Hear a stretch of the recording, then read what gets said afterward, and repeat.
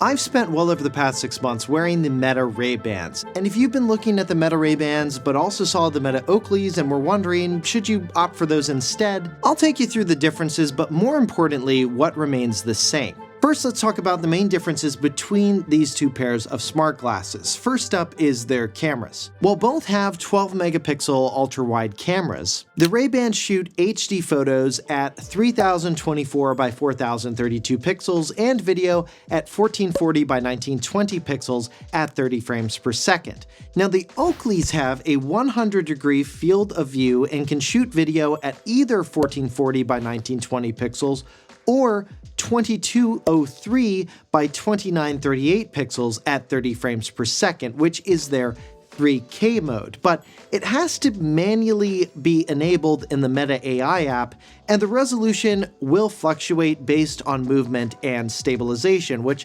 makes me think they're just eking out better performance with the same camera hardware as in the Meta Ray-Bans with maybe a slightly upgraded chipset. And images for the Oakleys, like the Ray-Bans, they're still at 3024 by 4032 pixels.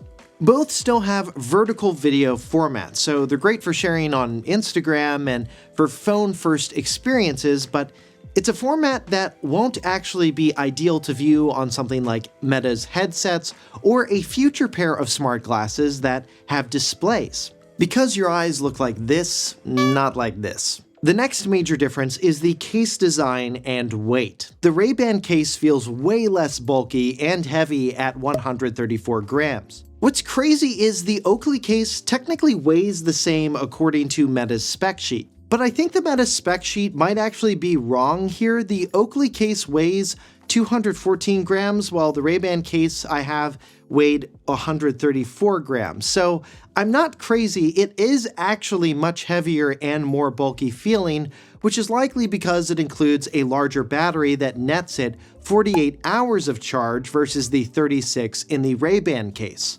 And yes, the battery life is also somewhat different between the frames themselves. The Ray-Bans are rated for up to 4 hours on a single charge, with up to 36 hours with the fully charged case.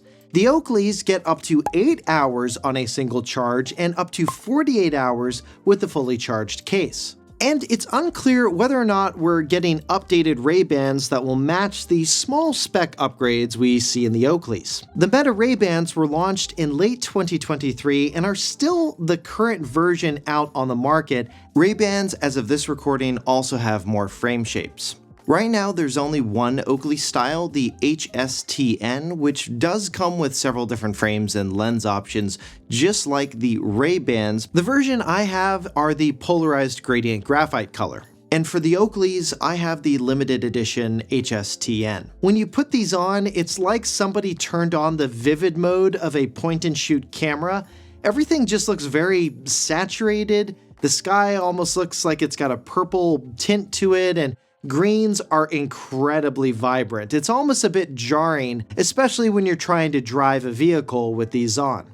Another thing I noticed when I first got my Oakleys is that the tips are not as thick towards the back here as my Ray-Ban glasses, but when I put them on, they do press a bit more into my head than the Ray-Bans do, though this of course could just be because they're new and I haven't worn them as much, but that'll be something I continue to follow as I continue to wear them.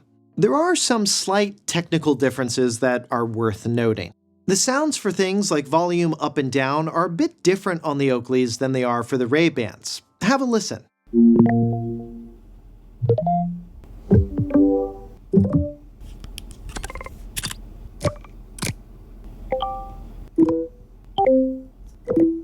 The Oakleys also have Bluetooth 5.3 versus 5.2 as stated on Meta's site. However, this difference is so minuscule, it's not going to result in any real Bluetooth performance gains in my experience. So what's still the same between both of these pairs? It's basically the same overall experience that I talked about in my Meta Ray-Bans review, which I'll link here if you haven't seen that yet. So you can take photos and videos, play music and podcasts, and chat with Meta's AI assistant, as well as other things like phone calls. Both glasses are IPX4 splash and water resistant, so you can wear them out in the rain, just not into the pool or the ocean. Audio spec-wise, they're rated exactly the same. For live streaming, that ability is exactly the same, 30 minutes max, and you must be in temperatures of at least 5 degrees Celsius for the Ray-Bans. But that's just for live streaming. I don't believe either of these glasses has that same minimum operating temperature for normal use, so you can still get photos and videos out on the slopes without needing to worry. And storage capacity is identical between them at 32 gigs. So if you were looking at getting the Meta Ray-Ban glasses, but you were curious about the Oakleys, is there enough to justify going with these over the regular Ray-Bans? No, not really. Unless you just really like the look of the Oakley line of glasses better, I'm definitely not that person. Even if the prices were equivalent, I would have opted for the Meta Ray-Bans because I like their design better, although yes, I would miss the additional battery life that you get with the Oakleys. And you can check out the current prices for each line via the product link I left in the description and in the pinned comment. But let me know what you think. Do you like the design or specs of the Oakleys or the Ray-Bans better?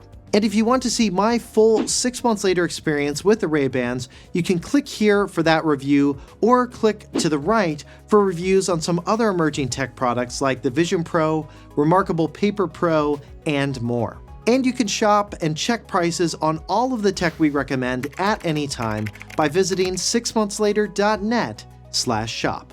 For 6 months later, I'm Josh Tedder. Thanks for watching.